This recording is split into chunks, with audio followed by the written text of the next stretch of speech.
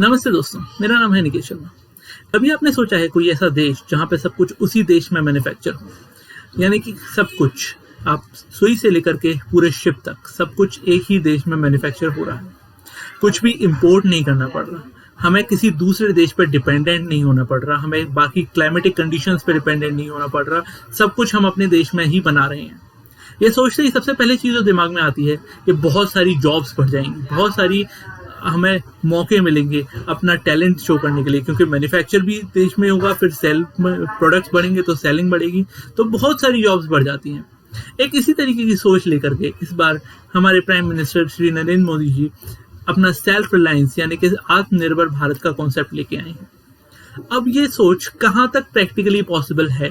क्या हम इस ग्लोबल वर्ल्ड में रहने के बाद भी सेल्फ डिपेंडेंट हो सकते हैं, सेल्फ रिलायंस हो सकता है? इस चीज के बारे में हम यहाँ पे थोड़ा सा डिस्कस करेंगे। तो मैं हूं निकेश शर्मा, आप देख रहे हैं करंट एनालिसिस। चलिए शुरू करते हैं।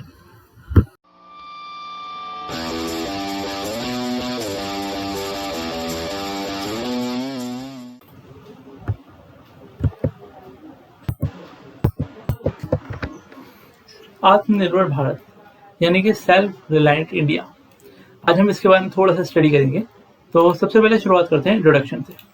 तो जो आत्मनिर्भर भारत है, अभी 15 अगस्त को इंडिया के जो प्राइम मिनिस्टर जी हैं हमारे नरेंद्र मोदी जी, उन्होंने अपनी 74th इंडिपेंडेंस डे की स्पीच में ये आत्मनिर्भर भारत के बारे में बोला था। तो क्या कहा था उन्होंने और ये है क्या चीज़, इसके बारे में हम स्टडी करते हैं।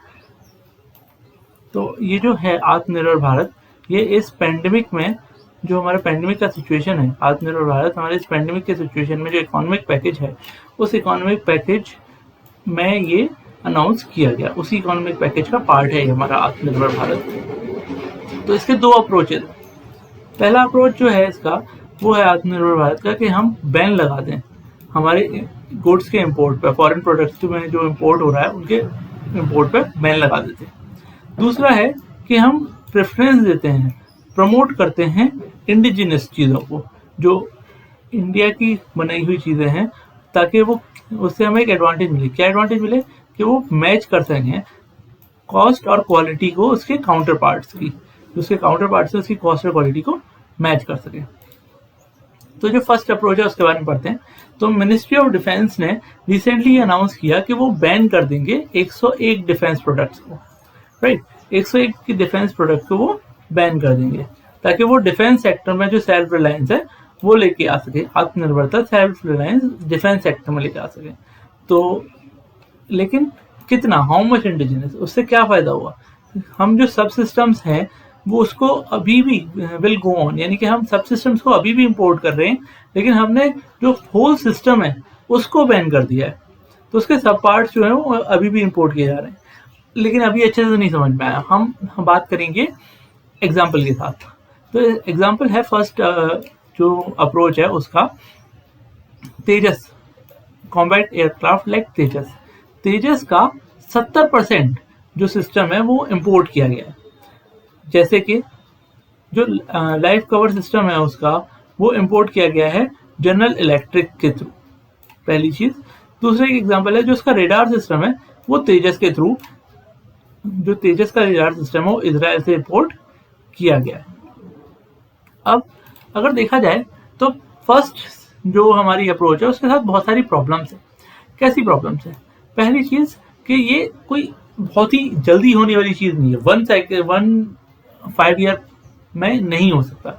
इसके लिए 2 से 3 जो इलेक्शन साइकिल्स हैं, 2 से 3 5 ईयर प्लान्स लगेंगे। दूसरी चीज कि इसमें डेकेड्स ऑफ रिसर्च, बहुत सारी रिसर्च की जरूरत पड़ सकती है। तीसरी चीज, इसमें बहुत सारा ह्यूज इन्वेस्टमेंट लगता है। तो तीनों प्रॉब्लम हो गई कि ये टाइम कंज्यूमिंग भी है, और दूसरी चीज इसमें ये प्रॉब्लम भी हो गई कि इसमें इन्वेस्टमेंट भी ज्यादा लगता है, और तीसरी प्रॉब्लम ये कि बहुत सारी मैन्युफैक्चरिंग फैसिलिटीज होनी चाहिए। तो 3 इसमें बड़ी प्रॉब्लम निकल के आई। अब हम बात करते हैं सेकंड अप्रोच की। जैसा कि मैंने पहले ही आपको बताया कि सेकंड अप्रोच का मतलब होता है कि हम प्रमोट करेंगे उन चीज़ों को, हम प्रेफरेंस देंगे उन चीज़ों को जो कि इससे रिलेटेड है, ताकि हम जो काउंटर पार्ट्स हैं उसकी क्वालिटी को और कॉस्ट को मैच कर सकें, ताकि जो हमारे PSUs हैं वो जॉइंट वेंचर कर सकें फॉरेन कंपनीज के थ्रू। उन जॉइंट वेंचर से क्या फायदा होता है कि हम स्किल्स एक्वायर कर लेते हैं, हम नो हाउ यानी कि हम नॉलेज एक्वायर कर सकते हैं, और ये हमें सिर्फ 2 डेकेड्स में, ये एक नॉर्मल प्रेडिक्शन है कि 2 डेकेड्स के अंदर अंदर मास प्रोडक्शन बना देगा low cost high quality products की, राइट। तो अगर अभी भी नहीं समझ में आया, हम एक एग्जांपल से समझते हैं, राइट। तो इसमें एक एग्जांपल है जो मारुति सुजुकी का है। हमें ये पता है कि 1980 से पहले इंडिया में हाई कॉस्ट और लो क्वालिटी की कार्स बनती थी। तो मारुति उद्योग लिमिटेड ने फरवरी 1981 में जो है गवर्नमेंट ऑफ इंडिया की ये एक मारुति उद्योग लिमिटेड थी, राइट। तो 1982 में इन्होंने लाइसेंस जो जॉइंट वेंचर बनाया किसके साथ, सुजुकी के साथ, जो कि एक जापानीज कंपनी है, और प्रोडक्ट हमें पता है, the product is Maruti Suzuki. इस मारुति सुजुकी के द्वारा लो कॉस्ट हाई क्वालिटी बहुत अच्छी कार्स बनी। अब अगर हम बात करें सेकंड अप्रोच की बेनिफिट्स की, तो सबसे पहले बात यह है कि जो सुजुकी था ये माइनॉरिटी पार्टनर बन गया पीएसयूज में। तो हमें जो है एक गवर्नमेंट का एडमिनिस्ट्रेशन के साथ एक गुड क्वालिटी चीज मिली, world class Indian managers, industrial managers बन गए वो जो कि गवर्नमेंट बाबूज थे, राइट।